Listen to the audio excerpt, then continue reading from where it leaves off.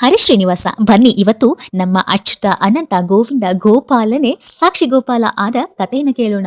ತನ್ನ ಭಕ್ತನಿಗಾಗಿ ಸಾಕ್ಷಿ ಹೇಳಲು ಹಿಂದೆ ಹಿಂದೆ ಹಿಂದೆ ಭಕ್ತನ ಹಿಂದೆ ನಡೆದು ಬಂದು ಭಕ್ತ ತಿರುಗಿ ನೋಡಿದಾಗ ಅಲ್ಲೇ ಶಿಲೆಯಾಗಿ ಭಕ್ತನಿಗೆ ಸಾಕ್ಷಿ ಹೇಳಿ ಮದುವೆ ಮಾಡಿ ಸಾಕ್ಷಿ ಗೋಪಾಲ ಆದವನ ಕಥೆನ ಕೇಳೋಣ. ಒಬ್ಬ ಶ್ರೀಮಂತ ವೃದ್ಧ ಬ್ರಾಹ್ಮಣ ತನಗೆ ವಯಸ್ಸಾಗಿದೆ, ನಾನು ತೀರ್ಥಕ್ಷೇತ್ರಗಳಿಗೆ ಹೋಗಿ ದೇವರ ದರ್ಶನವನ್ನ ಮಾಡಬೇಕು, ಆದ್ರೆ ನನಗೆ ದೇಹದಲ್ಲಿ ಶಕ್ತಿನೇ ಇಲ್ಲದಂತಾಗಿದೆ, ಆದ್ರೆ ನನ್ನ ಮನಸ್ಸಿನಲ್ಲಿರೋ ಬಯಕೆ ಮಾತ್ರ ಪ್ರತಿ ಕ್ಷಣ ತುಡಿತಾನೆ ಇದೆ. ನಾನು ತೀರ್ಥಕ್ಷೇತ್ರಗಳಿಗೆ ಹೋಗ್ಬೇಕು, ಭಗವಂತನ ದರ್ಶನವನ್ನ ಮಾಡ್ಲೇಬೇಕು ಅಂತ. ಹೀಗೆ ಆ ವೃದ್ಧ ಬ್ರಾಹ್ಮಣ ಯೋಚಿಸುವಾಗ ಅಲ್ಲಿಯೇ ಸಮೀಪದ ಹಳ್ಳಿಯಲ್ಲಿದ್ದ ಒಬ್ಬ ಬಡ ಯುವ ಬ್ರಾಹ್ಮಣನು ಕೂಡ ತಾನು ತೀರ್ಥಕ್ಷೇತ್ರಗಳಿಗೆ ಹೋಗಬೇಕು, ಭಗವಂತನ ದರ್ಶನವನ್ನ ಮಾಡಿಕೊಳ್ಬೇಕು ಅಂತ ಅವನು ಕೂಡ ಇಚ್ಛಿಸ್ತಾನೆ. ಹಾಗೇನೆ ಅಂದ್ಕೊಂಡು ಹೊರಟು ಬಿಡ್ತಾನೆ. ಹಾಗೇನೆ ಅದೇ ರೀತಿ ಈ ವೃದ್ಧ ಬ್ರಾಹ್ಮಣ ಕೂಡ ನಿರ್ಧಾರ ಮಾಡಿ ಹೊರಟೇ ಬಿಡ್ತಾನೆ. ಇಬ್ಬರು ಸಹ ಒಂದೇ ದಿನದಲ್ಲಿ ಹೊರಟಿರ್ತಾರೆ. ಮಾರ್ಗ ಮಧ್ಯದಲ್ಲಿ ಇವರಿಬ್ಬರ ಭೇಟಿ ಆಗತ್ತೆ. ಅದಾದ ನಂತರ ಏನಾಗತ್ತೆ ಅಂದ್ರೆ ಈ ವೃದ್ಧ ಬ್ರಾಹ್ಮಣನಿಗೆ ನಡೆದಾಡಲು ತುಂಬಾನೇ ಕಷ್ಟ ಆಗ್ಬಿಡುತ್ತೆ. ಆದ್ರೆ ಈ ಯುವ ಬ್ರಾಹ್ಮಣ ತುಂಬಾನೇ ಕರುಣಾಮಯಿ. ಹಾಗಾಗಿ ಪ್ರತಿ ಕ್ಷಣವೂ ಬಿಡದೆ ಅವರನ್ನ ಜೊತೆಯಲ್ಲೇ ಕರೆದುಕೊಂಡು ಹೋಗ್ತಾನೆ. ತನ್ನಲ್ಲಿ ಆದ ಎಲ್ಲಾ ಸಹಾಯವನ್ನು ಮಾಡ್ತಾನೆ. ಎಲ್ಲೆಲ್ಲಿಯೂ ಕೂಡ ಸ್ವಲ್ಪವೂ ಎಡವಲೂ ಸಹ ಬಿಡದಂತೆ ನೋಡಿಕೊಳ್ತಾನೆ. ಏರು ಇಳಿತಗಳಿರುತ್ತೆ, ಅಲ್ಲೆಲ್ಲ ಬೆನ್ನ ಮೇಲೆ ಹೊತ್ಕೊಂಡು ಹೋಗ್ತಾನೆ. ಹಾಗೆ ಎಲ್ಲಿ ಸಾಧ್ಯವೋ ಅಲ್ಲಿ ಕೈ ಹಿಡಿದು ನಡೆಸ್ಕೊಂಡು ಹೋಗ್ತಾನೆ. ಒಟ್ಟಾರೆ ಅವರಿಗೆ ಅತಿ ಹೆಚ್ಚು ಶ್ರಮನೇ ಆಗದಿರೋ ಹಾಗೆ ಸ್ವಂತ ಮಗನ ಹಾಗೆ ಕಾಳಜಿಯನ್ನ ವಹಿಸಿ ಅವರನ್ನ ಹಲವಾರು ತೀರ್ಥಕ್ಷೇತ್ರಗಳಿಗೆ ಕರೆದುಕೊಂಡು ಹೋಗಿ ಭಗವಂತನ ದರ್ಶನವನ್ನ ಮಾಡಿಸ್ತಾ ಇರ್ತಾನೆ. ಪ್ರಥಮವಾಗಿ ಪ್ರಯಾಗ್ ಕ್ಷೇತ್ರ, ನಂತರ ಕಾಶಿ, ಅದಾದ ನಂತರ ಅಯೋಧ್ಯೆಗೆ, ಅಲ್ಲಿಂದ ಬೃಂದಾವನದಿಂದ ಮಥುರಾಗೆ ಹೊರಟರು. ಬೃಂದಾವನದ ಮಥುರಾದಲ್ಲಿ ಬೇರೆ ಬೇರೆ ಕೃಷ್ಣನ ಮಂದಿರಗಳನ್ನ ನೋಡ್ತಾ ನೋಡ್ತಾ ಬೃಂದಾವನದ ದ್ವಾದಶ ಕಾನನಗಳನ್ನು ಕೂಡ ವೀಕ್ಷಿಸಿದ್ರು. ಅಂದ್ರೆ 12 ಬೇರೆ ಬೇರೆ ರೀತಿಯ ಕಾನನಗಳು, ಕೃಷ್ಣನು ಲೀಲೆ ಮಾಡಿದಂತಹ ಕಾಡುಗಳನ್ನ ನೋಡಿದ್ರಂತೆ. ಹಾಗೆ ಬೃಂದಾವನದ ನಂದ ಮಹಾರಾಜನ ಅರಮನೆ ಇರುವ ಸ್ಥಳಕ್ಕೆ ಹೋಗ್ತಾರೆ. ಅಲ್ಲಿ ಒಂದು ಸುಂದರವಾದ ದೇವಸ್ಥಾನ ನೋಡ್ತಾರೆ. ಅಲ್ಲಿ ಒಂದು ಸುಂದರವಾದ ಗೋಪಾಲನ ವಿಗ್ರಹ ನೋಡಿ ಇಬ್ಬರು ಸಂತೋಷಗೊಳ್ತಾರೆ. ಒಂದು ರೀತಿಯಲ್ಲಿ ಹೇಳಲಾಗದಷ್ಟು ಪರಮಾನಂದವನ್ನ ಅನುಭವಿಸ್ತಾರೆ. ಏನೋ ಒಂದು ರೀತಿಯ ಪರಮಾನಂದ, ದಿವ್ಯತೆಯ ಅನುಭವ ಅವರಿಗಾಗತ್ತೆ. ಏನೋ ಸಾರ್ಥಕತೆಯ ಅನುಭವ ಆಗತ್ತೆ. ಆಗ ಆ ವೃದ್ಧ ಬ್ರಾಹ್ಮಣ ಆ ಯುವ ಬ್ರಾಹ್ಮಣನಿಗೆ, ನಾನು ನಿನ್ನಿಂದಾಗಿ ಈ ತೀರ್ಥಕ್ಷೇತ್ರದ ಯಾತ್ರೆಯಿಂದ ಪರಮಾನಂದವನ್ನ ಹೊಂದಿದ್ದೀನಿ, ಅದಕ್ಕಾಗಿ ನಾನು ತುಂಬಾ ಸಂತೋಷವಾಗಿದ್ದೀನಿ, ಅದರಿಂದ ನಾನು ನಿನ್ಗೆ ಒಂದು ಮಾತು ಅದಕ್ಕೆ ಈ ಗೋಪಾಲನೆ ಸಾಕ್ಷಿ ಅಂತ ಹೇಳಿ ಒಂದು ಮಾತನ್ನ ಕೊಡ್ಲಿಕ್ಕೆ ಮುಂದಾಗ್ತಾನೆ. ಇದಕ್ಕೆ ಹೇಳೋದು ನೋಡಿ, ಸಂತೋಷದಲ್ಲಿದ್ದಾಗ ಮಾತು ಕೊಡಬಾರ್ದು, ಕೋಪದಲ್ಲಿದ್ದಾಗ ನಿರ್ಧಾರಗಳನ್ನ ತೆಗೆದುಕೊಳ್ಬಾರ್ದು ಅಂತ. ಇಲ್ಲೂ ಹಾಗೆ ಆಗತ್ತೆ. ಆನಂದ ಪರವಶನಾಗಿ ಮಾತು ಕೊಟ್ಟೆ ಬಿಡ್ತಾನೆ. ಅದೇನು ಅಂದ್ರೆ, ನೀನು ನನಗೆ ಇಷ್ಟೊಂದು ಸಹಾಯ ಮಾಡಿದ್ಯಾ, ನಿನ್ನ ನಿಷ್ಠೆ, ನಿನ್ನ ಪ್ರಾಮಾಣಿಕತೆ ಹಾಗೂ ನಿನ್ನ ನನ್ನ ಮನಸ್ಸಿಗೆ ತುಂಬಾನೇ ಹಿಡಿಸಿದೆ. ನಿನ್ನನ್ನ ಆ ಭಗವಂತನೇ ನನಗೆ ಸಹಾಯ ಮಾಡೋಕೆ ಕಳಿಸಿರ್ಬೇಕು ಅಂತ ಹೇಳಿ ನಿನ್ಗೆ ನನ್ನ ಮಗಳನ್ನ ನಿನಗೆ ಕೊಟ್ಟು ಮದ್ವೆ ಮಾಡ್ತೀನಿ. ನನ್ನ ಈ ಮಾತಿಗೆ ಸಾಕ್ಷಿ ಗೋಪಾಲನೆ ಅಂತ ಗೋಪಾಲನ ಮುಂದೆ ಮಾತು ಕೊಟ್ಟೆ ಬಿಡ್ತಾನೆ. ಆದ್ರೆ ಆ ಯುವ ಬ್ರಾಹ್ಮಣ ಹೇಳ್ತಾನೆ, ನಾನು ಬಡವ, ನನಗೆ ನೀವು ಮಗಳನ್ನ ಕೊಡ್ತೀರಾ? ನೀವು ತುಂಬಾ ಶ್ರೀಮಂತ ಪರಿವಾರದವರು, ನನಗೂ ನಿಮಗೂ ಹೊಂದಾಣಿಕೆಯಾದರೂ ಎಲ್ಲಿ? ನಾನು ನಿಮಗೆ ಸಮಾನನಲ್ಲ ಎನ್ನುವ ಕಾರಣಕ್ಕೆ ನಿಮ್ಮ ಪರಿವಾರದವರು ಒಪ್ಪಿಕೊಳ್ಳದೆ ಹೋಗಬಹುದು. ಇದಕ್ಕೆ ನಿಮ್ಮ ಪರಿವಾರದ ಎಲ್ಲ ಸದಸ್ಯರ ಒಪ್ಪಿಗೆಯು ಬೇಕಾಗುತ್ತದೆ ಅಲ್ವಾ ಅಂತ ಕೇಳ್ತಾನೆ. ಆದ್ರೆ ಅವನು ಆಗ್ಲೇ ಮಾತು ಕೊಟ್ಟಿರ್ತಾನೆ. ಇನ್ನು ತೀರ್ಥಯಾತ್ರೆಯಿಂದ ಮನೆಗೆ ಹಿಂದಿರುಗ್ತಾರೆ. ಇಬ್ರು ಹಿಂದಿರುಗಿದಾಗ ಈ ವಿಷಯವನ್ನ ಮನೆಗೆ ಹಿಂದಿರುಗಿದ ಮೇಲೆ ಆ ವೃದ್ಧ ಬ್ರಾಹ್ಮಣ ಈ ವಿಷಯವನ್ನ ಪರಿವಾರದ ಸದಸ್ಯರ ಮುಂದೆ ಹೇಳಿಕೊಡ್ತಾನೆ. ಆಗ ಪರಿವಾರದ ಸದಸ್ಯರು ವೃದ್ಧ ಬ್ರಾಹ್ಮಣನ ಮೇಲೆ ಕೋಪಗೊಳ್ತಾರೆ. ಕಾರಣ ಏನೂ ಇಲ್ಲದ ನಿರ್ಗತಿಕನಿಗೆ ನಮ್ಮ ಮಗಳನ್ನು ಕೊಟ್ಟು ಮದ್ವೆ ಮಾಡೋದ ಅಂತ ವೃದ್ಧನ ಮಾತುಗಳನ್ನು ತಿರಸ್ಕಾರ ಮಾಡೋದ್ರ ಜೊತೆಗೆ, ನಾನು ಮಾತು ಕೊಟ್ಟೇ ಇಲ್ಲ, ಅದ್ಯಾವುದು ನನಗೆ ನೆನಪೇ ಇಲ್ಲ ಅಂತ ಅಸತ್ಯ ನುಡಿಯುವಂತೆ ಹೇಳ್ತಾರೆ. ಬೇರೆ ದಾರಿಯೇ ಕಾಣದೇ ಇದ್ದಾಗ, ಪರಿವಾರವನ್ನು ಎದುರಿಸಲು ಶಕ್ತಿಯೂ ಇಲ್ಲದೆ ಇದ್ದಾಗ ಆ ವೃದ್ಧ ಬ್ರಾಹ್ಮಣ ಆ ನಿರ್ಧಾರಕ್ಕೆ ಒಪ್ಪಿಕೊಂಡು ಆ ಯುವ ಬ್ರಾಹ್ಮಣನಿಗೆ ಮಗಳನ್ನ ಕೊಡೋದಕ್ಕೆ ನಿರಾಕರಿಸಿಬಿಡ್ತಾರೆ. ಆಗ ಒಂದು ಸಭೆಯನ್ನ ಕರೆಯಲಾಗುತ್ತೆ. ಸಭೆಯಲ್ಲಿ ಕೂಡ ವೃದ್ಧ ಬ್ರಾಹ್ಮಣನನ್ನು ಪ್ರಶ್ನಿಸಿದಾಗ ಆತ ಇಲ್ಲ, ನಾನು ಅಂತಹ ಯಾವುದೇ ಮಾತನ್ನು ಕೊಟ್ಟಿಲ್ಲ, ಒಂದು ವೇಳೆ ನನಗೆ ಕೊಟ್ಟಿದ್ದರೂ ಅದ್ಯಾವುದು ನನಗೆ ನೆನಪಿಲ್ಲ ಎಂದು ಹೇಳಿಬಿಡುತ್ತಾನೆ. ಮನಸ್ಸಲ್ಲಿ ಭಗವಂತನನ್ನು ಪ್ರಾರ್ಥಿಸಿಕೊಳ್ಳುತ್ತಾನೆ. ಭಗವಂತ, ನಿನ್ನ ಸನ್ನಿಧಿಯಲ್ಲೂ ನಾನು ಮಾತನ್ನು ಕೊಟ್ಟಿದ್ದೇನೆ, ಆದರೆ ನನ್ನನ್ನು ಮನ್ನಿಸು, ನನ್ನ ಮಾತನ್ನು ಉಳಿಸಿಕೊಡುವ ಜವಾಬ್ದಾರಿ ನಿನ್ನದೇ ಎಂದು ಪ್ರಾರ್ಥಿಸ್ತಾನೆ. ಇನ್ನು ಸಭೆಯಲ್ಲಿ ಸಭಿಕರು ಈ ಯುವ ಬ್ರಾಹ್ಮಣನನ್ನು ಕೂಡ ಪ್ರಶ್ನೆ ಮಾಡ್ತಾರೆ. ಏನಪ್ಪಾ, ಅವರು ಮಾತನ್ನ ಕೊಟ್ಟೇ ಇಲ್ಲ ಅಂತ ಹೇಳ್ತಿದ್ದಾರೆ, ಆದ್ರೆ ನೀನು ಕೊಟ್ಟಿದ್ದಾರೆ ಅಂತ ಹೇಳ್ತಿದ್ಯಾ, ಏನಾದ್ರೂ ಸಾಕ್ಷಿ ಇದೆಯಾ ನಿನ್ ಕಡೆಯಿಂದ ಅಂತ ಕೇಳ್ತಾರೆ. ಅದಕ್ಕೆ ಅವನು ಹೌದು ಸಾಕ್ಷಿ ಇದೆ ಅಂತ ಹೇಳ್ತಾನೆ. ಹಾಗಾದ್ರೆ ತೋರ್ಸು ಅಂತ ಕೇಳಿದಾಗ ಸಾಕ್ಷಿ ಆ ಗೋಪಾಲನೆ ಅಂತ ಹೇಳ್ತಾನೆ. ಗೋಪಾಲನ ಅದ್ಯಾರು ಅಂದಾಗ ಮಂದಿರದಲ್ಲಿದ್ದ ಗೋಪಾಲನ ಮುಂದೆನೆ ಅವರು ಈ ಮಾತನ್ನ ಕೊಟ್ಟಿದ್ದು, ಅದಕ್ಕೆ ಸಾಕ್ಷಿ ಆ ಪರಮಾತ್ಮನೆ, ಆ ಗೋಪಾಲನೆ ಅಂತ ಹೇಳ್ಬಿಡ್ತಾನೆ. ಆಗ ಜನರೆಲ್ಲ ಜೋರಾಗಿ ನಕ್ಕು, ಸಾಕ್ಷಿ ಗೋಪಾಲನೆ, ಗೋಪಾಲ ಬಂದು ಸಾಕ್ಷಿ ಹೇಳ್ತಾನ, ಅದು ದೇವಸ್ಥಾನದಲ್ಲಿರೋ ಶಿಲೆ, ಅದು ನಿನಗೆ ಸಾಕ್ಷಿ ಹೇಳುತ್ತಾ ಅಂತ ಜೋರಾಗಿ ನಕ್ಕು ಬಿಡ್ತಾರೆ. ತುಂಬಾ ನೊಂದ ಈ ಬ್ರಾಹ್ಮಣ ಯುವಕ, ಹೌದು ಜಗದೊಡೆಯನಾದ ಗೋಪಾಲನೆ ಸಾಕ್ಷಿ ಈ ಮಾತಿಗೆ ಅಂತ ಹೇಳ್ತಾನೆ. ಅದಕ್ಕೆ ಬೇರೆ ದಾರಿಯೇ ಇಲ್ಲದೆ ಸಭೆಯಲ್ಲಿ ಹೇಳ್ತಾರೆ, ಇನ್ನು ನಿನ್ನ ಮಾತು ನಿಜ ಎಂದು ಸಾಬೀತುಪಡಿಸಲು ಗೋಪಾಲನನ್ನೇ ಕರೆದು ತರಬೇಕಾಗತ್ತೆ, ಇಲ್ಲ ಅಂದ್ರೆ ನಿನ್ನ ಮಾತು ಸುಳ್ಳು ಅಂತ ಸಾಬೀತುಪಡಿಸಲಾಗತ್ತೆ ಅಂತ ಹೇಳ್ತಾರೆ.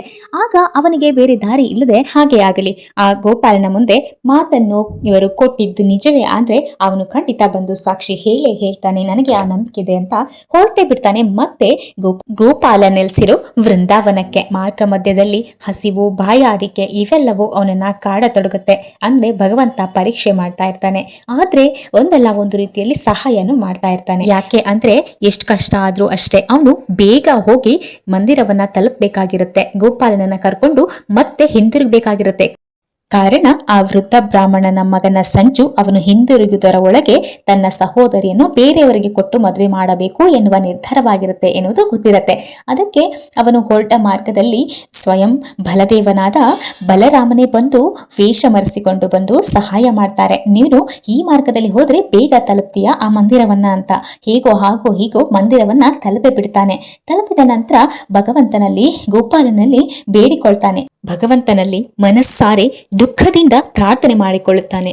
ಭಗವಂತ, ನೀನಲ್ಲಿಗೆ ಬಂದು ನನ್ನ ಸತ್ಯದ ಸಾಕ್ಷಿ ಹೇಳಿ ನನ್ನ ಮದುವೆ ಮಾಡಿಸುವುದು ಮುಖ್ಯವಲ್ಲ, ಆದರೆ ನಿನ್ನನ್ನು ಕೇವಲ ಮೂರ್ತಿ ಎಂದು ಭಾವಿಸಿ ನಿನ್ನ ಮುಂದೆ ಕೊಟ್ಟ ಮಾತನ್ನೇ ಕಡೆಗಣಿಸುವವರಿಗೆ ನೀನು ಕೇವಲ ಮೂರ್ತಿಯಷ್ಟೇ ಅಲ್ಲ, ಮೂರ್ತಿಯ ರೂಪದಲ್ಲಿ ಸ್ವಯಂ ನೀನೇ ಇಲ್ಲಿ ನೆಲೆಸಿರುವೆ ಎನ್ನುವುದನ್ನು ಅವರಿಗೆ ಅರಿವು ಮೂಡಿಸಬೇಕು ಎಂದು ಪ್ರಾರ್ಥಿಸಿಕೊಳ್ತಾನೆ. ನಿನಗೆ ಎಲ್ಲವೂ ಗೊತ್ತಿದೆ, ನಿನ್ನ ಮುಂದೆಯೇ ಮಾತನ್ನು ಕೊಟ್ಟು ನಿನ್ನನ್ನೇ ಸಾಕ್ಷಿಯಾಗಿಟ್ಟ ಆ ಬ್ರಾಹ್ಮಣ ನನಗೆ ಮೋಸ ಮಾಡ್ತಿದ್ದಾರೆ. ಈಗ ನನಗೆ ನ್ಯಾಯವನ್ನ, ಸಾಕ್ಷಿಯನ್ನ ಹೇಳಿ ನನಗೆ ನ್ಯಾಯವನ್ನ ಕೊಡಿಸ್ಲಿಕ್ಕೆ ನೀನೇ ಬರಬೇಕು ಅಂತ ಹೇಳಿ ಕೇಳ್ಕೊಳ್ತಾನೆ. ಅವರು ನಿನ್ನ ಸನ್ನಿಧಿಯಲ್ಲಿ ನಿನ್ನ ಸಮ್ಮುಖದಲ್ಲಿ ಕೊಟ್ಟ ಮಾತನ್ನು ಉಳಿಸಿಕೊಳ್ಳಲು ಇರುವ ಸಾಕ್ಷಿ ಎಂದರೆ ನೀನೊಬ್ಬನೇ ಎಂದು ಪರಿಪರಿಯಾಗಿ ಬೇಡಿಕೊಳ್ತಾನೆ. ಊಟ ನಿದ್ರೆ ಎಲ್ಲವನ್ನು ಬಿಟ್ಟು ಅವನಿಗಾಗಿ ಕಾಯ್ತಾ ಇರೋದನ್ನ ತಿಳಿದ ಗೋಪಾಲ ಅವನ ಭಕ್ತಿ, ನಂಬಿಕೆ, ಶ್ರದ್ಧೆ, ಆತ್ಮವಿಶ್ವಾಸಕ್ಕೆ ಮೆಚ್ಚಿಕೊಳ್ತಾನೆ. ಹಾಗೆ ಕೇವಲ ಶಿಲೆಯಿಂದ ಧ್ವನಿಯೊಂದು ಕೇಳಿಸುತ್ತದೆ, ಹೇ ಪ್ರಿಯ ಭಕ್ತನೇ, ಶಿಲೆಯು ಚಲಿಸುತ್ತದೆಯೇ, ಹೇಗೆ ನಿನಗೆ ಸಾಕ್ಷಿ ಹೇಳುತ್ತದೆ ಶಿಲೆ ಎಂದು ಕೇಳುತ್ತಾನೆ. ಇದನ್ನು ಕೇಳಿಸಿಕೊಂಡು ಯುವ ಬ್ರಾಹ್ಮಣ, ಹೇ ಗೋಪಾಲ, ಈ ಶಿಲೆಯು ನನ್ನ ಬಳಿ ಮಾತನಾಡಬಹುದು ಎನ್ನುವುದಾದರೆ ಇದು ಚಲಿಸಲಾರದೆ ಎಂದು ಕೇಳುತ್ತಾನೆ.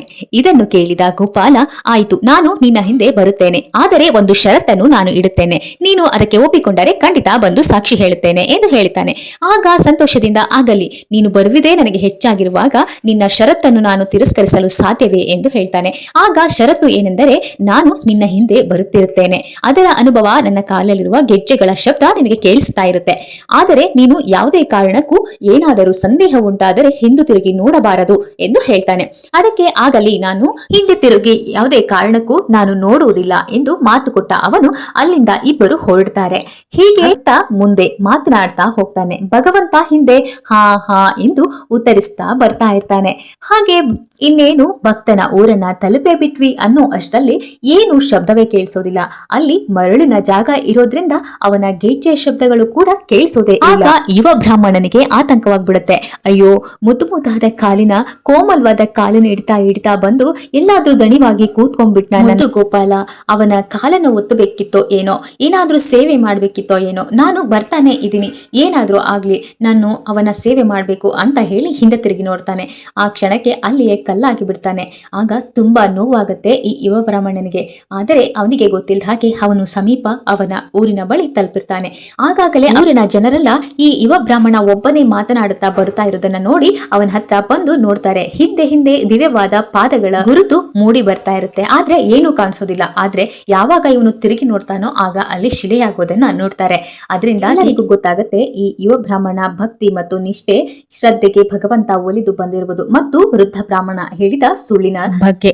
ಹಾಗಾಗಿ ಎಲ್ಲಾ ಜನ ಓಡೋಡಿ ಬರ್ತಾರೆ. ಯಾಕೆ ಅಂದ್ರೆ ಸಾಕ್ಷಿ ಹೇಳಲು ಬಂದ ಗೋಪಾಲನ ದರ್ಶನ ಜೊತೆ ಬಂದ ಗೋಪಾಲ ಹಿಂದೆ ತಿರುಗಿ ನೋಡಿದ ತಕ್ಷಣ ಮೂರ್ತಿಯಾದದ್ದನ್ನು ನೋಡಿ ಆ ಯುವ ಬ್ರಾಹ್ಮಣ ನೊಂದುಕೊಳ್ತಾನೆ, ಕಣ್ಣೀರಿಡ್ತಾನೆ. ನಾನು ನಿನಗೆ ಕೊಟ್ಟ ಮಾತನ್ನು ತಪ್ಪಿ ಬಿಟ್ಟೆ, ನನ್ನನ್ನ ಕ್ಷಮಿಸ್ಬಿಡು. ಎಲ್ಲಿ ನಿನಗೆ ಏನಾದರೂ ನನ್ನ ಸೇವೆಯ ಅವಶ್ಯಕತೆ ಇದ್ದು ನಾನು ಹಿಂದಿರುಗದೆ ನೋಡದೆ ಪಾಪಿಯಾಗಿ ಬಿಡುವೆನೋ ಎನ್ನೋ ಭಯದಲ್ಲಿ ತಿರುಗಿ ನೋಡಿದೆ ಎಂದು ದುಃಖ ಪಡ್ತಾನೆ. ಮತ್ತದೇ ದಿವ್ಯವಾಣಿ ಒಂದು ಕೇಳಿಸಿಕೊಂಡು ಚಿಂತಿಸಬೇಡ, ಏನೇ ನಡೆದರೂ ದೈವ ನಿರ್ಣಯ ಎಂದು ಭಾವಿಸು ಎಂದು ಹೇಳ್ತಾನೆ. ನಾನು ನನ್ನ ಭಕ್ತನ ನಿಸ್ವಾರ್ಥ ಭಕ್ತಿ, ಆತ್ಮಸಮರ್ಪಣೆ ಮತ್ತು ನಂಬಿಕೆ ವಿಶ್ವಾಸಗಳಿಗೆ ಮೆಚ್ಚಿ ಇಲ್ಲಿ ಆತನಿಗೆ ಸಾಕ್ಷಿಯನ್ನು ಹೇಳಲು ಬಂದಿದ್ದೇನೆ. ನನ್ನ ಮುಂದೆ ಕೊಟ್ಟ ಮಾತಿನಂತೆ ಅವನಿಗೆ ಸರಸ್ವತಿಯನ್ನೇ ಕೊಟ್ಟು ಮದುವೆ ಮಾಡಬೇಕು. ಸರಸ್ವತಿ ಎಂದರೆ ಆ ವೃದ್ಧ ಬ್ರಾಹ್ಮಣನ ಮಗಳು, ಆಕೆಯನ್ನೇ ಕೊಟ್ಟು ಮದುವೆ ಮಾಡಬೇಕು. ಹಾಗೆ ನಾನು ಈ ಜಾಗದಲ್ಲಿ ಸಾಕ್ಷಿ ಹೇಳಲು ಬಂದ ಕಾರಣ ಸಾಕ್ಷಿ ಗೋಪಾಲನಾಗಿ ನೆಲೆಸುತ್ತೇನೆ ಎಂದು ಹೇಳುತ್ತಾ, ಹಾಗೆ ನನ್ನ ಮಂದಿರದ ನನ್ನ ಈ ಮೂರ್ತಿಯ ನಿತ್ಯ ಸೇವೆಯನ್ನು ಮಾಡುವುದು ಈ ಬ್ರಾಹ್ಮಣನಾದ ಧನಂಜಯನೇ ಆಗಿರ್ತಾನೆ ಎಂದು ಹೇಳುತ್ತಾನೆ. ಹಾಗೆ ಒಂದನ್ನಂತೂ ಎಲ್ಲರೂ ನೆನಪಿನಲ್ಲಿಡಿ, ಯಾರು ನನ್ನ ಪ್ರಿಯ ಭಕ್ತರೋ, ಯಾರು ಧರ್ಮ ನಿಷ್ಠೆಯನ್ನು ಪಾಲಿಸುತ್ತಿರುತ್ತಾರೋ ಅವರನ್ನು ಸಂದೇಹಪಟ್ಟು ಹಿಂಸೆಗೆ ನೋವಿಗೆ ತಳ್ಳಿದರೆ ನಾನು ಇಲ್ಲಿ ನೆಲೆಸಿ ಸಾಕ್ಷಿ ಗೋಪಾಲನಾಗಿ ಎಲ್ಲವನ್ನೂ ವೀಕ್ಷಿಸುತ್ತಿರುತ್ತೇನೆ. ಮತ್ತೆ ನಾನೇ ಎಲ್ಲರ ಎಲ್ಲ ಕರ್ಮಗಳಿಗೂ ಸಾಕ್ಷಿಯಾಗಿರುತ್ತೇನೆ ಎಂದು ಹೇಳುತ್ತಾನೆ. ಹಾಗಾಗಿ ನಾವು ದೇವರು ನಮ್ಮ ಕಣ್ಣಿಗೆ ಕಾಣದೇ ಇದ್ದರೂ ನಮ್ಮ ಪ್ರತಿ ಕ್ಷಣದ ಕರ್ಮಗಳನ್ನು ವೀಕ್ಷಿಸುತ್ತಿರುತ್ತಾನೆ ಎನ್ನುವುದನ್ನು ನಾವು ಎಂದಿಗೂ ಮರೆಯಬಾರದು. ಯಾರು ಹೀಗೆ ನಾವೆಲ್ಲರೂ ಭಗವಂತನ ಕಣ್ಕಾವಲಿನಲ್ಲೇ ಇದ್ದೇವೆ ಎಂದು ಭಾವಿಸಿ ಪ್ರತಿ ಕರ್ಮವನ್ನು ಮಾಡುತ್ತಾರೋ ಅವರು ದುಷ್ಕರ್ಮಗಳನ್ನು ಮಾಡಿ ಶಿಕ್ಷೆಗೆ ಗುರಿಯಾಗುವುದಿಲ್ಲ. ಸದಾ ಅಂತವರನ್ನು ಭಗವಂತ ರಕ್ಷಣೆ ಮಾಡುತ್ತಿರುತ್ತಾನೆ. ಯತ್ರ ಯೋಗೇಶ್ವರಃ ಕೃಷ್ಣೋ ಯತ್ರ ಪಾರ್ಥೋ ಧನುರ್ಧರಃ ತತ್ರ ಶ್ರೀ ವಿಜಯೋರ್ಭೂತಿ ಧ್ರುವ ನೀತಿರ್ಮತಿರ್ಮಮ. ಯೋಗವನ್ನು ನೀಡುವಂತಹ ಭಗವಂತನಾದ ಕೃಷ್ಣನು ಎಲ್ಲಿರುತ್ತಾನೋ ಅಲ್ಲಿ ಸಕಲವೂ ಸಮೃದ್ಧಿಯಾಗಿರುತ್ತದೆ ಎಂದು ಹೇಳ್ತಾ ಈ ಸಾಕ್ಷಿ ಗೋಪಾಲನ ಕಥೆಯನ್ನು ಸಂಪೂರ್ಣಗೊಳಿಸ್ತಾ ಇದ್ದೀನಿ. ಶ್ರೀ ಕೃಷ್ಣ ಅರ್ಪಣಮಸ್ತು. Thanks for watching.